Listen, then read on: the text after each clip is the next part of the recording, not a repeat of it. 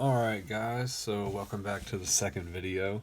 This is a little invention I came up with recently for addressing holster retention problems uh, along the horizontal line of the belt. Basically what you want to do is you'll get a drill, and you'll take a couple of steel clips, and you'll drill with a 1/4 inch bit all the way through, and don't punch all the way through here, but stop right before you get to it. I don't know if you guys can see it there, sorry. But this hole right here is a 1/4 inch drill bit.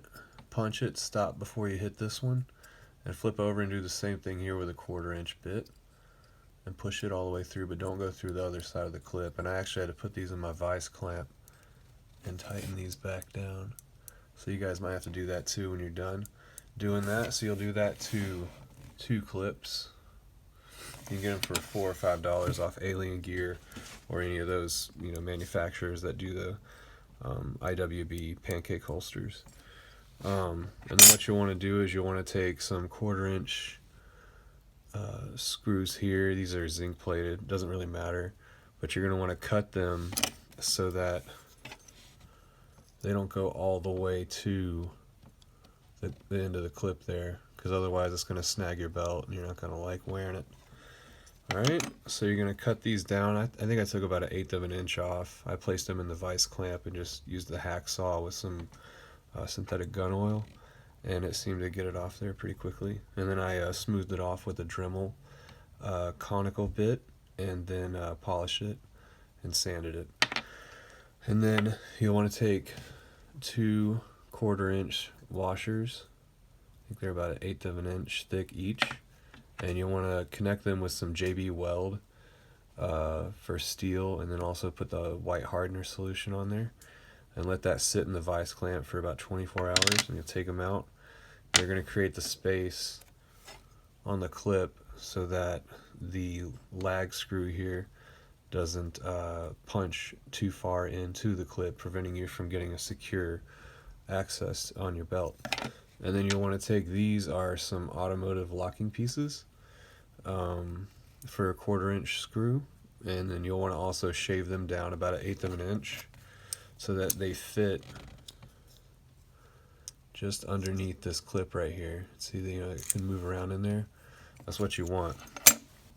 And then assembly is pretty simple for this piece. So you're going to take this little 1/4 inch locking piece here and set it like so. Take your washers, place them on top of the clip, and then take the screw and just tighten it down in there into that locking piece. It might take me a second, guys. Oops.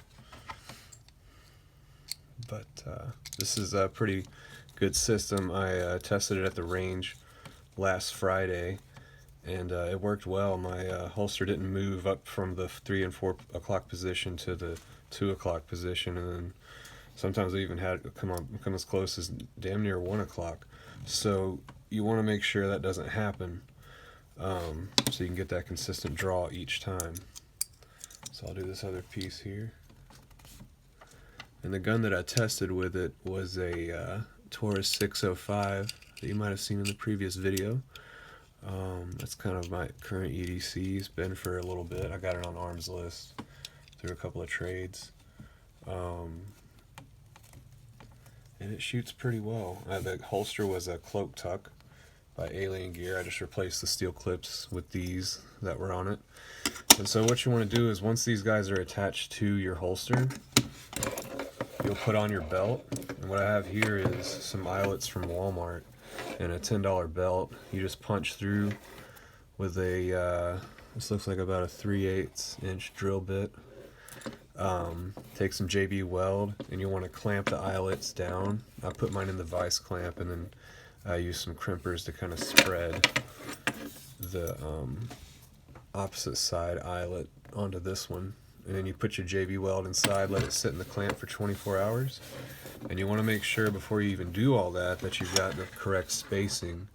I messed up my first set, so I had to do another set there for each side. You want to have 2 holes is the ideal thing And you want to make sure that those holes are not going to sit where your belt loops on your pants are going to be. Otherwise, you're going to have to, punch through that loop in order to access the eyelet for your holster. It's going to be very annoying. So, if you have the holster on here, what you'll do is you'll slide this down on and you'll hear kind of a click. It takes a little bit of finesse to get it there. If you guys can see, I'll try to keep my hands out of the way.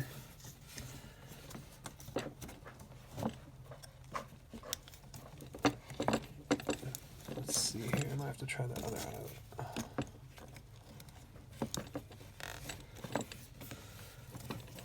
And once you get it in, the clip will adhere to the belt, but it does not want to go all the way, which is fine.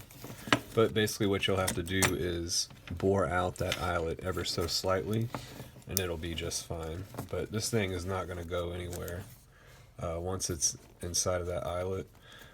So very useful if you're taking, like a day-long class. You're going to be wearing your holster all day, like, say defensive pistol 2 or something like that. You're going to want, everything to be as consistent as possible and as comfortable as possible. And I didn't experience any comfort issues with this at the range. And it